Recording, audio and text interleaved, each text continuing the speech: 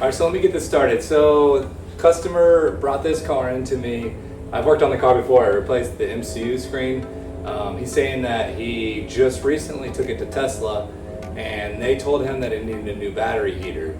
And this automatically perked up his ears because he remembers the story that I told him about me having almost this exact same car.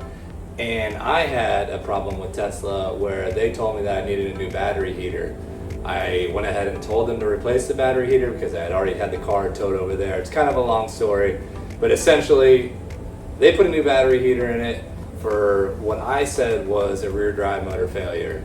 And they said that it wasn't a rear drive motor failure, so they wanted to go ahead and replace the battery heater. We didn't agree, but they wouldn't proceed to the next step, which was to replace the rear drive motor until I agreed to replace the battery heater. So it kind of put me in a position where I had to just comply and do what they said. So I spent $1,000, had them replace the battery heater, because by the time I had it towed back to my shop, worked on it, it was going to be more expensive. So let them do it. Get the car back, it was great for a week. A week later, the car did the exact same thing. Had the car towed to Tesla Service Center. I said I just replaced the battery heater, and they said, all right, well yeah, it's the rear drive motor that's failed. I said, well, it was the rear drive motor the whole time. And they said, it could have been, but it was also the battery heater. I have no way of showing that it was or was not. So, I spent $1,000 probably out of pocket that I didn't need to. And so in this video, I'm gonna show you how you can avoid potentially paying for other things. So what happens is, this is a P model.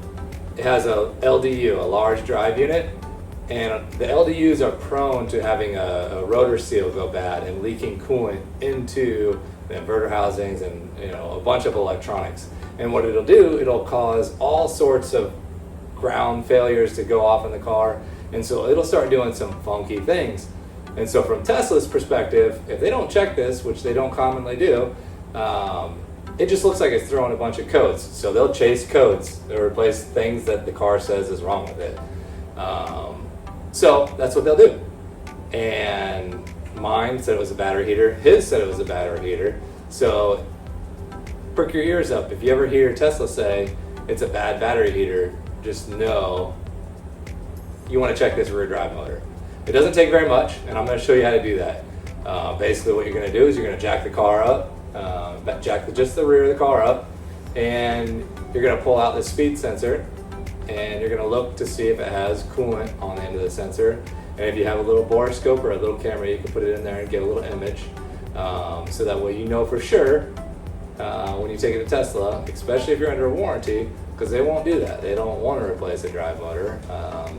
So it's your due diligence to prove them wrong, essentially. And so that's what this is going to do. This is going to show you that there's coolant in the rear drive motor. Now it may look like a fool, and it may be completely dry, but LDUs, especially at this mileage, 85,000, not that high, but especially LDUs, large drive units, are very prone to this. So there is a program, there's a thing that you can do that does a coolant delete, and it takes the coolant out of that drive motor. I've not done one yet, but I'm hoping to do a video on that shortly. So let's get into it. All right, so let's put that there, and put that there. Oh, don't forget about that bad boy. A great success. All right, so first thing we're going to do is we're going to jack the car up. So we'll jack it up, put it on jack stands, and then we'll go ahead and crawl underneath of it. So we're going to need a 10 millimeter socket and some, I don't know what you call them, but they're basically trim removal, plastic clip removal tools. So we're going to take out, there's 9 bolts here. This is a little diagram here popped up on the screen. The blue are the plastic clips that are underneath of there.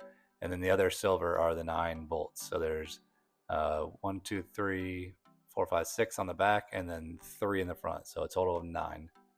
So now I'm taking out the 3 in the front.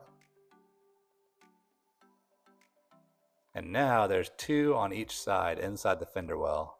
You don't need to take the tires off. You can reach them. Here you go. Here's a better image of it on the side. On this one, I use a flat tip screwdriver. So from this point, this is what you're going to be working with. Here is the speed sensor. So there's the one 10 millimeter bolt. I'll get that rag out of there. I was using that to clean up my hands, you know, right there front and center. Got to make them look good. Don't want to look like a true mechanic. All right, so take the little bolts out. And now the next thing is there's a locking clip that clips into the sensor, the wiring harness that goes into the sensor itself. So I use my finger and I'm trying to do it. Here's a better image of it.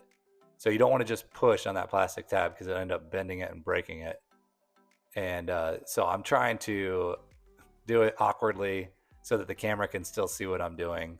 It's a lot easier if you just reach your hand in there and just pull it back. But here I was trying to just make it so that you could see. So here is the speed sensor, and lo and behold, it was bone dry. Normally it'll have like a milky look. So yeah, there's inside the hole, the speed sensor hole. And I'm gonna make sure that I don't see any coolant inside of there. So I just use a little camera here, a little borescope camera.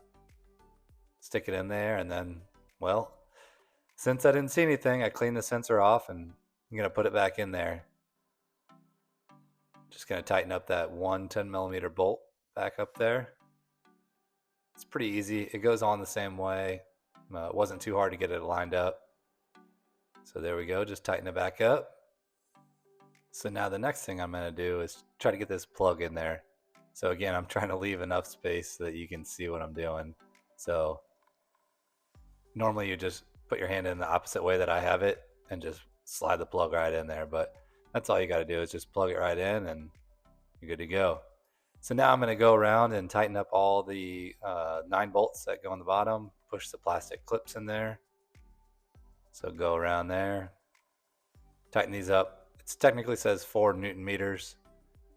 So make sure you have your impact driver calibrated to 4 Newton meters exactly. All right, so now you have successfully inspected your LDU, and you either have coolant or you don't have coolant. But either way, now you know. So all you got to do from now on, lower the car back down, and that's about it. Thanks for watching.